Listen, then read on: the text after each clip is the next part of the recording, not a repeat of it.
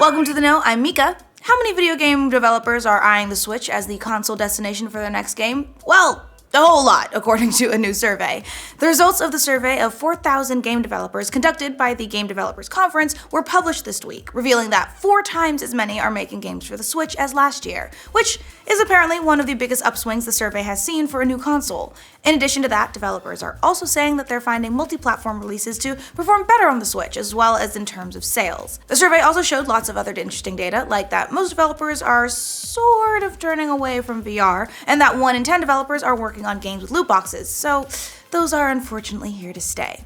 Well, the Sea of Thieves beta is now officially live for players who pre-ordered the game, but unfortunately, the beta isn't 100% working for people at the moment.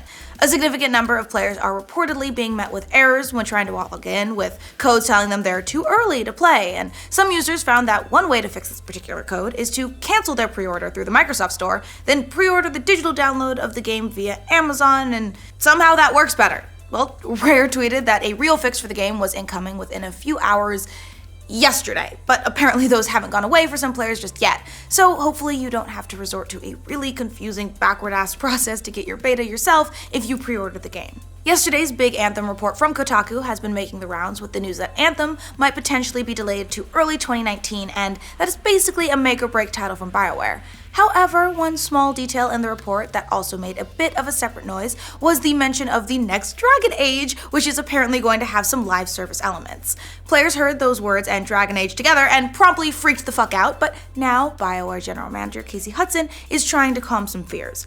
On Twitter, Hudson said, "Reading lots of feedback regarding Dragon Age, and I think you'd be relieved to see what the team is working on. Story and character focused. Too early to talk about details, but when we talk about live, it just means designing a game for continued storytelling after the main story." It looks like Square Enix and Crystal Dynamics are assembling some big talent for their upcoming Avengers game. The pair announced yesterday that they brought on 15 hires in January for the project, including some notable names from around the industry. In all, they brought in developers from Naughty Dog, Uncharted Lost Legacy creative director Sean Escaig, EA and Visceral, Star Wars Battlefront 2, and Arkham's Origins.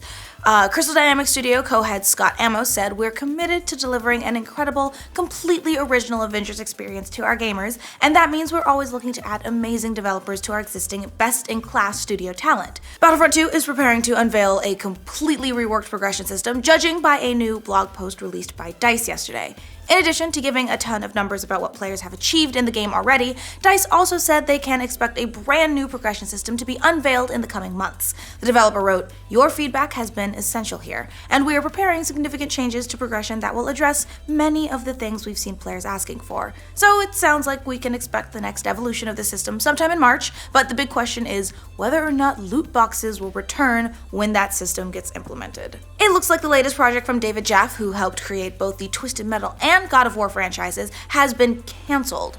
Jaffe himself tweeted the news saying, "We've had a project cancelled and have been forced to lay off the vast majority of the Bartlett Jones staff gaming division. More news to come, but for now, that's what's up. Hearts breaking for the amazingly talented crew that's out of work." So that's kind of a bummer. Jaffe is well known for his work at Sony in the 90s and 2000s. He was lead designer for Twisted Metal and directed the first God of War. He formed his own studio in 2014 called the Bartlett Jones Supernatural Detective Agency and released Drawn to Death, but that wasn't really well received, which may have contributed to this. At any rate, it's really sad news, and we hope all of those laid off workers find something soon. It looks like Final Fantasy director Hajime Tabata and his team are working on a new project, but what could it be? Well, in an interview with SBS Pop Asia, Tabata said that they're working on a new game design that could further explore the possibilities of AI and procedural technology. It's not clear if he's talking about a new Final Fantasy game or not, but he added, "All these elements that we acquired from Final Fantasy 15 will form the basis of what we apply in our next project."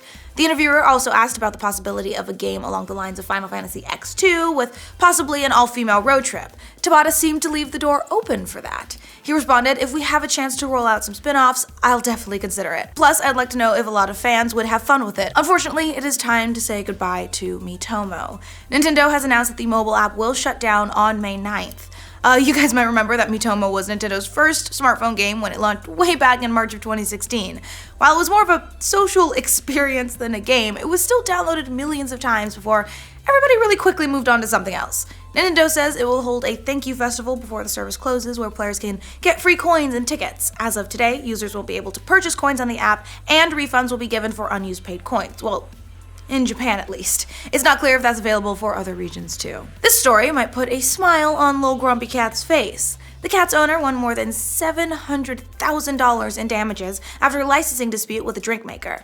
Back in 2013, at the height of Grumpy Cat Mania, the cat's owner struck a licensing deal with Grenade Beverage Company to sell a line of iced coffees named after the cat.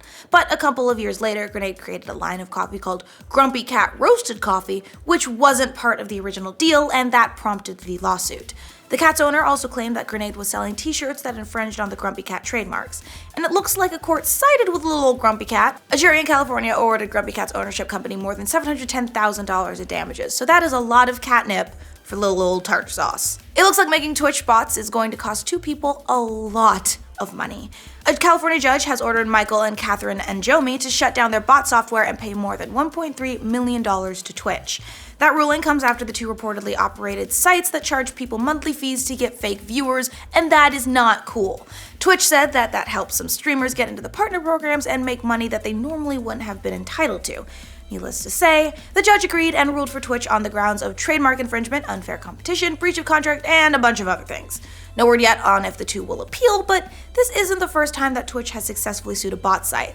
They won a similar ruling last year against a site called Twitch Starter, so this is just another lesson in cheaters never prosper. Make your audiences naturally, guys. Come on.